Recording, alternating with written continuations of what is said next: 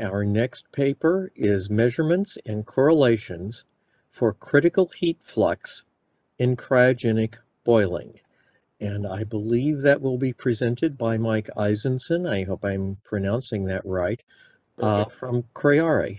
So good afternoon, everybody. Again, my name is Mike Izenson. I'm from CRIARE, and we're talking today about some work that we completed recently for NASA looking at critical heat flux and cryogenic boiling. Before I get into this, I want to acknowledge my colleagues in this work, Lucas O'Neill, also from CRIARE, and Sharad Karangate and Jayawan Lee from Case Western Reserve. So an overview of what we'll be talking about today. This is what I'll be talking about as part of an overall effort that involved looking at critical heat flux for cryogens with an application towards cryogenic propellant management. The overall effort involved studying existing correlations,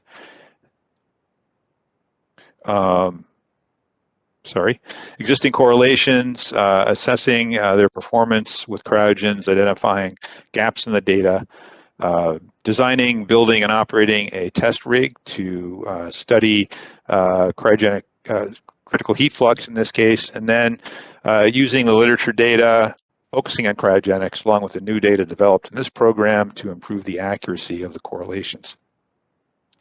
There were two organizations working on this program, both CRIARE, we're a small business in New Hampshire, and Case Western Reserve.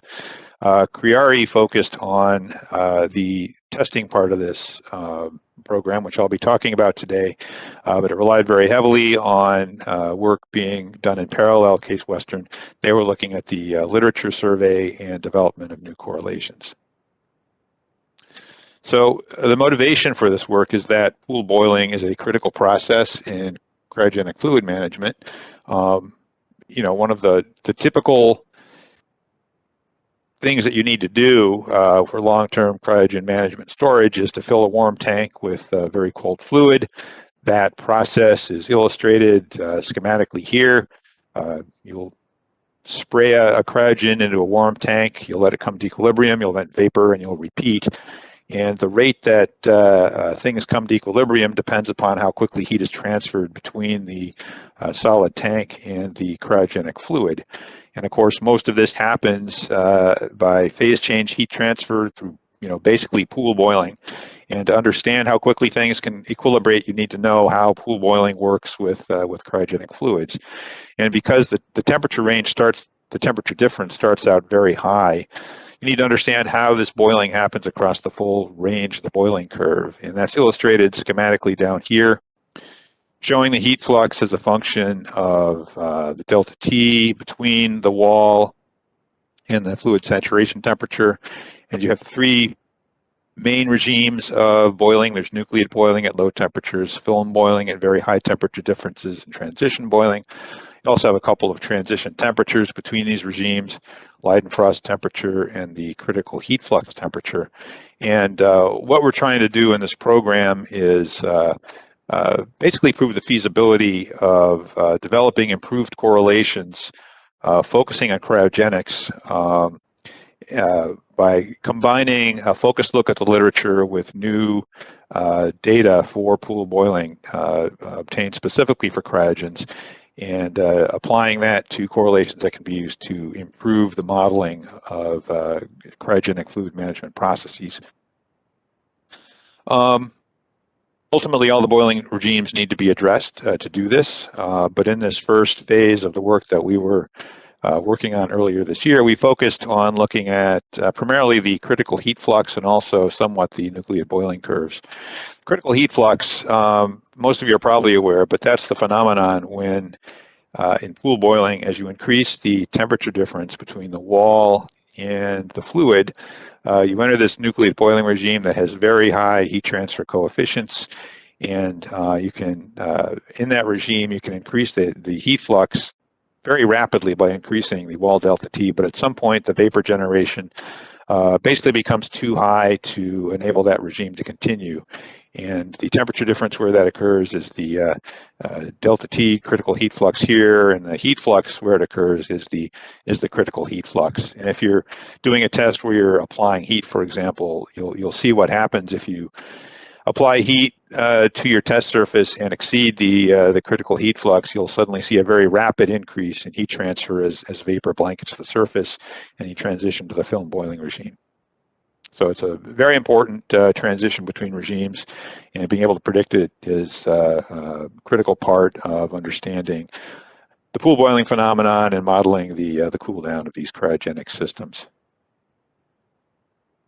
So in this slide, this lays out the overall program that we just completed. There were 4 objectives: assessing the existing literature and predictive tools, obtaining new cryogenic pool boiling data, optimizing and validating a new cryogenic boiling CHF correlation, and then developing a plan for the next phase of the work. Today, the focus of my talk today is obtaining new cryogenic pool boiling data. And the steps were to design and build a facility to accurately measure pool boiling heat flux, heat transfer coefficients, and CHF. We ran tests with nitrogen and argon across a range of pressures. We validated our techniques by comparing with data from the literature.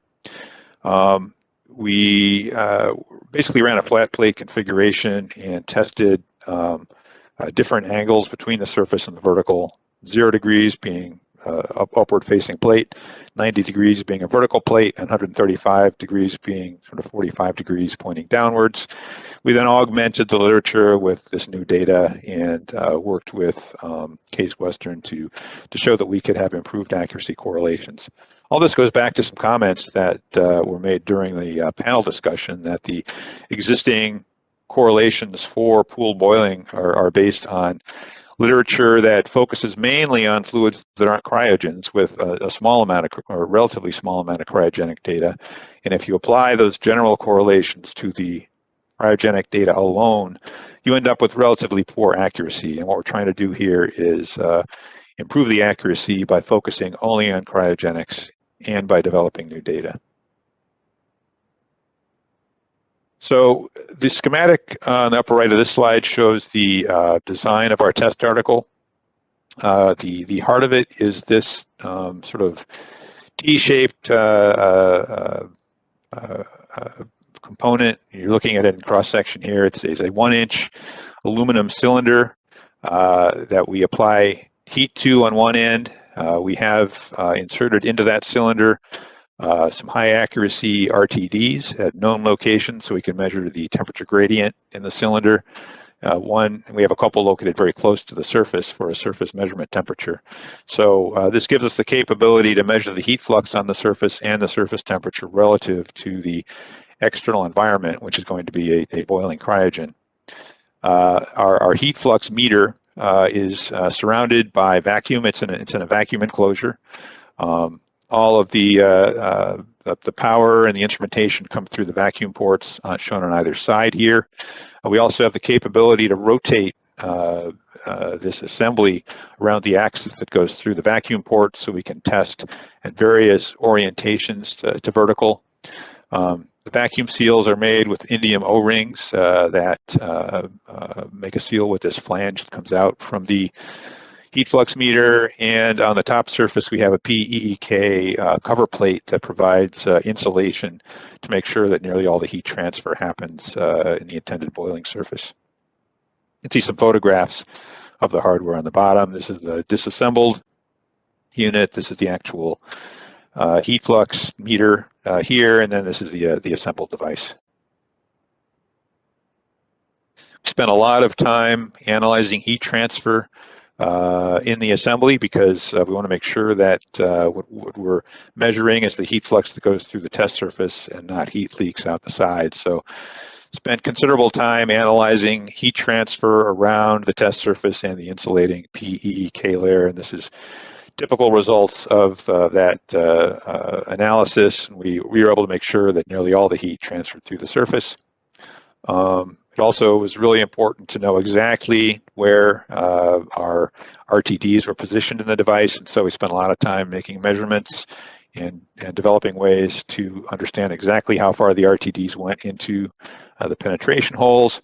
We also learned through the literature review that surface finish and surface preparation were very important to getting consistent data. So we developed techniques for controlling and measuring the surface finish and cleaning prior to testing. So the table at the bottom of this page shows what we ended up with.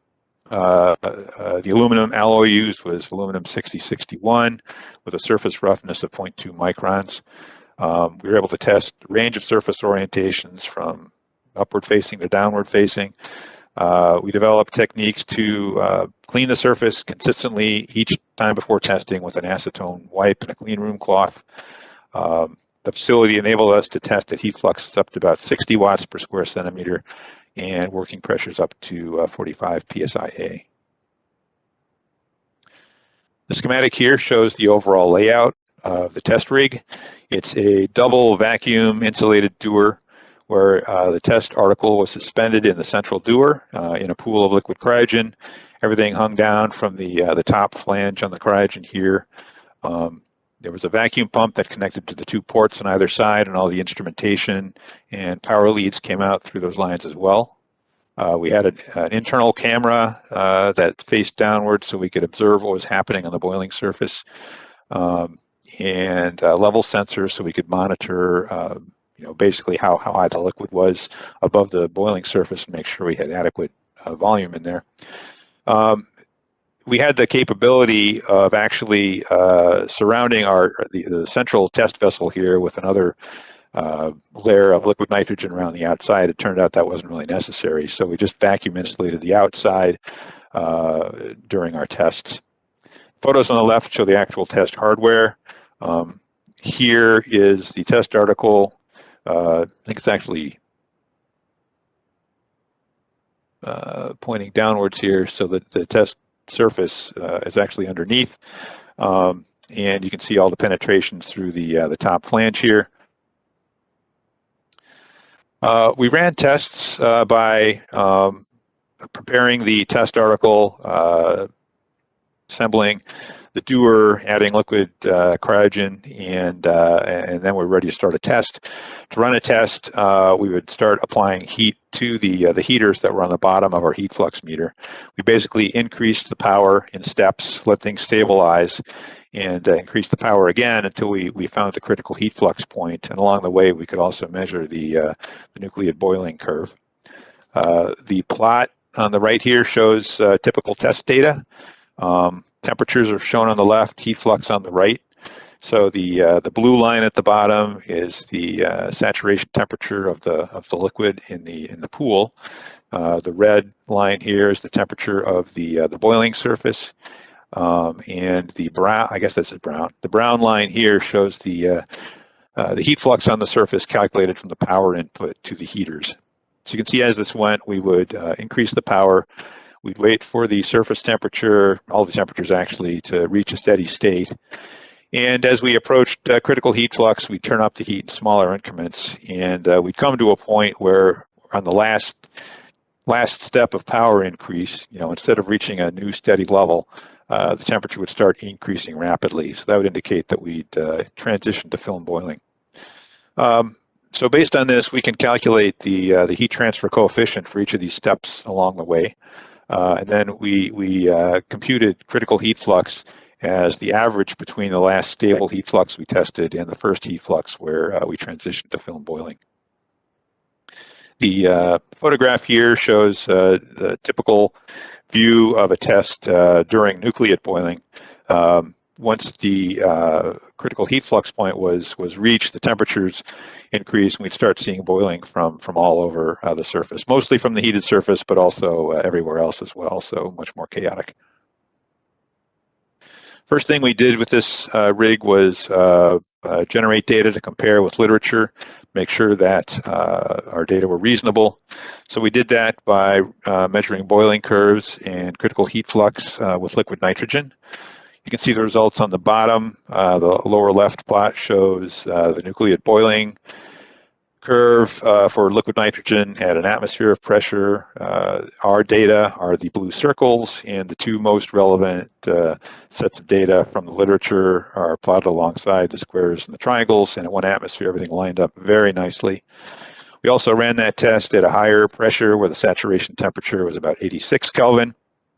In this case, the literature data didn't agree with each other, but our data lined up very well with one of the literature data sets. So that was promising as far as it goes. And then we looked at the measured heat flux across a range of pressures, and our data, again, the blue circles, lined up very well with what we could find in the literature, except for a couple of literature outliers. So based on all these data, we were fairly confident that we had a good way of measuring the boiling curves and the critical heat flux. Then we proceeded to take new data to support the development of correlations. And what they found at Case Western was that where the cryogenic data were really missing information was in the area of CHF dependence on the angle of the boiling surface relative to vertical. So we wanted to gather some new data to support correlations that could model that effect. So we did that by measuring CHF with liquid nitrogen, liquid argon. You can see the data at the bottom, nitrogen on the left, argon on the right. We ran at orientations of 0 degrees, which is horizontal upward, 90 degrees, which is the vertical surface, and 135 degrees, which is 45 degrees pointing down. And we ran with these orientations at pressures from 0 to 40 psi gauge. And you can see the results for all those tests below. Everything looks reasonable. You can see that between 0 and 90 degrees, there's not a large dependence on angle, but as you would expect, the horizontal upward surface has slightly higher CHF than the vertical surface. And then as you start pointing downwards and gravity is working against you, you see a pretty significant drop in CHF. We also see critical heat flux increases with pressure as the vapor density goes up and the volume flow of vapor away from the surface decreases and can support higher heat fluxes before you transition to film boiling.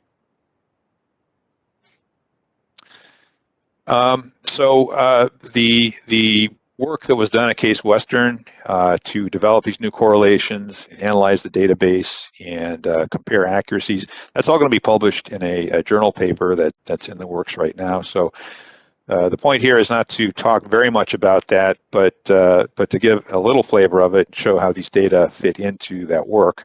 On the left, you see results of the new correlation developed at Case Western, showing the ability to predict critical heat flux as a function of the surface angle.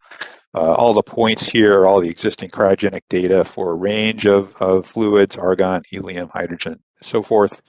You can see the new data are the open triangles here, which are very consistent with those data and contributed to developing the correlation and improving the accuracy. On the right, you can see predicted versus experimental heat flux for all these data. In this case, this correlation is able to predict to within an mean error of about 17%, which is a significant improvement over the accuracies you get using the existing correlations that were based on all the data, primarily non-cryogenic. The best one we could find in that case had an accuracy of about 26%. The one that performed most poorly at cryogenic conditions had an accuracy of about 50%. So we think that we've demonstrated the capability of improving these correlations through a combination of literature analysis, new correlation development, focusing on cryogenics, and the addition of new data to fill in key gaps in the data. So to wrap it up, we've developed this new test apparatus for new boiling experiments. It's designed to fill the gaps in existing literature. We developed boiling curves and CHF data that showed that our test procedures produce data consistent with the literature, along with new data that didn't exist, showing the dependence of CHF on surface angle. These data contributed to new high accuracy correlations, and we're hoping that this will improve the design of future cryogenic propellant systems. These new correlations can be built into the analysis tools. Future work, if this moves forward, would involve expanding what we're doing to cover all the boiling regimes across the whole boiling curve. Just in conclusion, thanks to our sponsors at NASA Marshall Space Flight Center, NASA Glenn Research Center, and the NASA STTR program for supporting this work. And thanks everybody for your attention. Did all the applied heat contribute to boiling? Do you have a quick answer for that? Yes, my recollection is that through lots of CFD analysis, we designed the insulation system around the surface to make sure, I think it was like 95% of the applied heat went to the surface, and we understood what that fraction was, and so all the data are corrected for the potential heat leak. Lucas, if you're on the line, do you have a more accurate answer? No, that's exactly right, Mike. We saw that at worst, it would be about a 5% heat loss, and the way we set up the data reduction mitigated that. And another question, let's call it after this one. Is there a dependence on wetting properties? There certainly would be, and that's why in these tests we had to develop procedures to understand the surface conditions and make sure it was cleaned consistently beforehand. We didn't have enough resources on this test to do anything more than make sure we could gather consistent data. But certainly moving forward, if that was a concern, you could develop procedures with our approach to look at different surface conditions and see if we could measure differences in CHF in the boiling curve.